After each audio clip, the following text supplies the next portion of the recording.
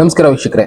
ಇತ್ತೀಚಿನ ದಿನಗಳಲ್ಲಿ ಆಕಾಶಕಾಯಗಳು ಜಾಸ್ತಿ ಕಾಣಿಸ್ತಾ ಇದೆ. ಏನಿದೆ ಆಕಾಶಕಾಯ ಅಂದ್ರೆ ನಮ್ಮ ಲೆಕ್ಕದಲ್ಲಿ ಹೇಳ್ಬೇಕು ಅಂದ್ರೆ ಯಾವುದೋ ಒಂದು ಉಲ್ಕೆ ಇರ್ಬೋದು, ಇಲ್ಲ ಸಣ್ಣ ಧೂಮಕೇತು ಇರ್ಬೋದು, ಸಣ್ಣದೊಂದು ಕಲ್ಲು ಮಿಸ್ ಆಗಿ ಭೂಮಿ ಕಡೆ ಬಂದು ಬೆಂಕಿ ಹತ್ಕೊಂಡು ಉರಿದೋಗಿ ಬಿದ್ದಿರೋ ಇದಿರ್ಬೋದು.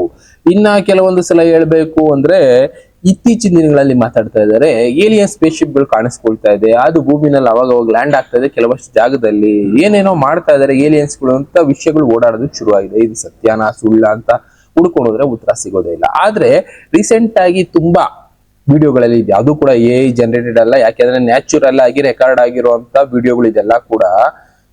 ಇಲ್ಲೂ ಕೂಡ ಈ ವಿಡಿಯೋದಲ್ಲಿ ನೀವು ನೋಡ್ಬೋದು, ಹಾಕಿ ಪ್ರಾಕ್ಟೀಸ್ ಮಾಮೂಲಿ ಅಲ್ಲಿ ಮಾಡುವಾಗ ಆಕಾಶದಿಂದ ಏನೋ ಒಂದು ಬೀಳ್ತಾ ಇದೆ, ಅದನ್ನ ವ್ಯಕ್ತಿ ಗಮನಿಸಿಲ್ಲ ಬಿಡಿ, ಮೋಡಗಳ ಮಧ್ಯೆ ಮರೆ ಆಗೋಯ್ತು. ಈ ರೀತಿ ಎಷ್ಟೋ ಕಡೆ ಬೀಳೋದಕ್ಕೆ ಶುರುವಾಗಿದೆ. ರೀಸೆಂಟ್ ಆಗಿ ಈ ತರದ್ದು ಇವನ್ ಬೆಂಗಳೂರಲ್ಲೂ ಕೂಡ ಸಂಭವಿಸಿದೆ. ಅದನ್ನ ಬಿಟ್ಟು ಬೇರೆ ಬೇರೆ ಕಡೆ ಅಕಸ್ಮಾತ್ ಆಗಿ ರೆಕಾರ್ಡ್ ಆಗಿರೋದು, ಕಾರ್ ಡ್ಯಾಶ್ ಬೋರ್ಡ್ ಅಲ್ಲಿ ರೆಕಾರ್ಡ್ ಆಗಿರುವಂತ, ಕಾರಲ್ಲಿ ಹೋಗ್ತಾ ಇರುವಾಗ ಆಕಾಶದಿಂದ ಏನೋ ಬಿತ್ತು, ಉಲ್ಕೆಗಳು ಬೀಳ್ತಾ ಇರ್ಬೋದು. ಇಲ್ಲಿ ನೋಡಿ ಕ್ರಿಕೆಟ್ ಪ್ರಾಕ್ಟೀಸ್ ಮಾಡ್ತಾ ಇರೋ ಇಲ್ಲೊಂದು ಉಲ್ಕೆ ಹೋಯ್ತು. ಅದನ್ನೇ ಹೇಳಿದ್ದು ಜ್ಞಾನಿಗಳು ಬರೆದ್ಬಿಟ್ಟಿದ್ರು, ಉಲ್ಕೆಗಳು ಜಾಸ್ತಿ ಕಾಣಿಸ್ತಾ ಹೋಗುತ್ತೆ ಅಂದ್ರೆ ಅದು ಒಂದು ಕೆಟ್ಟದ್ರ ಮುನ್ಸೂಚನೆನಾ ಇಲ್ಲ ಅಂತ್ಯದ ಮುನ್ಸೂಚನೆನಾ ಅಂತಾನೆ ಅನ್ಕೋಬಹುದು. ರಾಮಾಯಣ ಕಾಲದಲ್ಲೂ ಇಂಥದ್ದು ಸಂಭವಿಸಿತ್ತು, ಮಹಾಭಾರತ ಕಾಲದಲ್ಲೂ ಇಂಥದ್ದು ಸಂಭವಿಸಿತ್ತು. ಅತಿಯಾದ ಉಲ್ಕೆಗಳು ಭೂಮಿ ಕಡೆ ಯಾವಾಗ ಬರೋದಕ್ಕೆ ಶುರು ಆಗುತ್ತೆ ಆಗ ಒಂದು ಎಂಡ್ ಆಫ್ ಎರಾ ಅಂತ ಕರೆದಿದ್ದಾರೆ. ಅಂದ್ರೆ ಆ ಯುಗದ ಅಂತ್ಯ ಆಗಿ ಮತ್ತೊಂದು ಯುಗ ಸೃಷ್ಟಿಯಾಗುತ್ತೆ. ಈ ರೀತಿ ಹೇಳೋದಾದ್ರೆ ಟೆಕ್ನಿಕಲಿ ಕೆಲವಷ್ಟು ಜನ ಒಪ್ಪೋದಿಲ್ಲ. ಯಾಕೆ ಅಂದ್ರೆ ಭೂಮಿ ಮತ್ತೆ ಈ ಚಂದ್ರ ಆಗ್ಬೋದು, ಇಲ್ಲ ಭೂಮಿ ಮತ್ತೆ ನೆಕ್ಸ್ಟ್ ಗ್ರಹದ ಮಧ್ಯೆ 43,000ಕ್ಕೂ ಜಾಸ್ತಿ ಉಲ್ಕೆಗಳು ಇದಾವೆ ಅಂತ ಹೇಳ್ತಾರೆ. ಆ ಉಲ್ಕೆಗಳಲ್ಲಿ ಯಾವ್ದಾದ್ರು ಭೂಮಿ ಕಡೆ ಬಂದಿರ್ಬೋದು, ಈ ತರ ಬೆಂಕಿ ಹತ್ತಿ ಉಳಿದಿರ್ಬೋದು, ಅದು ಭೂಮಿ ಬಿದ್ದಿರ್ಬೋದು, ಅದರಿಂದ ಇಂಪ್ಯಾಕ್ಟ್ ಆಗದೆ ಇರಬಹುದು.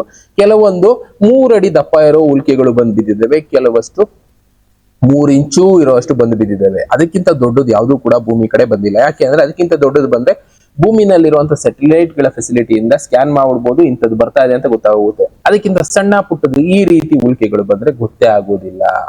ಇದರಿಂದ ಇಂಪ್ಯಾಕ್ಟ್ ಗಳು ಕಡಿಮೆ ಆಗ್ತಾ ಇರ್ಬೋದು, ಮುಂದೆ ಒಂದು ದಿನ ಇದರಿಂದ ಇಂಪ್ಯಾಕ್ಟ್ ಜಾಸ್ತಿ ಆಗ್ಬೋದು. ಯಾಕೆ ಅಂದ್ರೆ ಅಲ್ಲಿಂದ ಬರ್ತಾ ಇರೋ ಉಲ್ಕೆಗಳಲ್ಲಿ ಯಾವ ಕೆಮಿಕಲ್ಸ್ ಇದ್ವು, ಏನು ಅದರಿಂದ ಇಂಪ್ಯಾಕ್ಟ್ ಮಾಡ್ತಾ ಗೊತ್ತಿಲ್ಲ. ಬಟ್ ಆದ್ರೆ ಜ್ಞಾನಿಗಳು ಬರೆದಿದ್ದು ಈ ರೀತಿ ಆಕಾಶಕಾಯಿಗಳು ಭೂಮಿನಲ್ಲಿ ಕಾಣಿಸ್ಕೊಳ್ತವೆ, ಧೂಮಕೇತುಗಳು ಭೂಮಿ ಮೇಲೆ ಬಂದು ಬೀಳ್ತವೆ.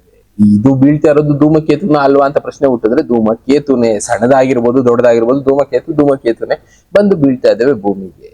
ಅಂದ್ರೆ ಇದೆಲ್ಲ ಕೂಡ ಪ್ರಕೃತಿಯಿಂದ ಮನುಷ್ಯರು ಕೊಡ್ತಾ ಇರುವಂತ ಒಂದು ಮುನ್ಸೂಚನೆ.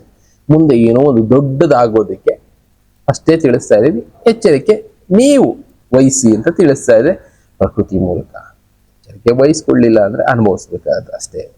ಎಲ್ಲಾನು ಸತ್ಯ ಅಂತಾನು ನಂಬೋದಕ್ಕಾಗೋದಿಲ್ಲ, ಎಲ್ಲಾನು ಸುಳ್ಳು ಅಂತ ನಂಬೋಕ್ಕಾಗೋದಿಲ್ಲ. ಬಟ್ ಈ ವಿಷಯಗಳೇನು ಅಂದ್ರೆ ಅಕಸ್ಮಾತ್ ಆಗಿ ರೆಕಾರ್ಡ್ ಆಗುವಂತ ವಿಷಯಗಳು 90%, 99% ಸತ್ಯ ಇರುತ್ತೆ.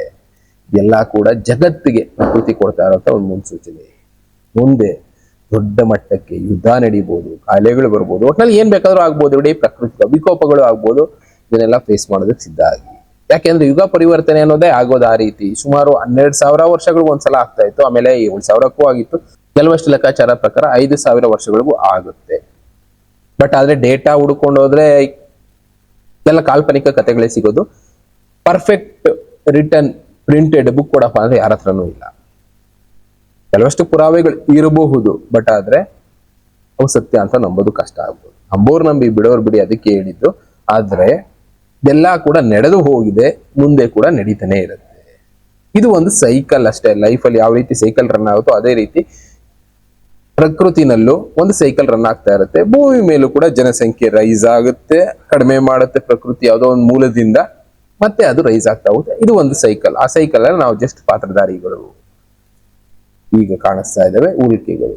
ಈ ತರದ ಎಷ್ಟೋ ವಿಷಯಗಳು ನಮ್ಗೆ ಮುನ್ನೆಚ್ಚರಿಕೆ ಕೊಡ್ತಾ ಇದೆ. ಆ ವಿಷಯಗಳನ್ನ ನಿಮಗೆ ತಿಳಿಸೋ ಕೆಲಸ ನಾನು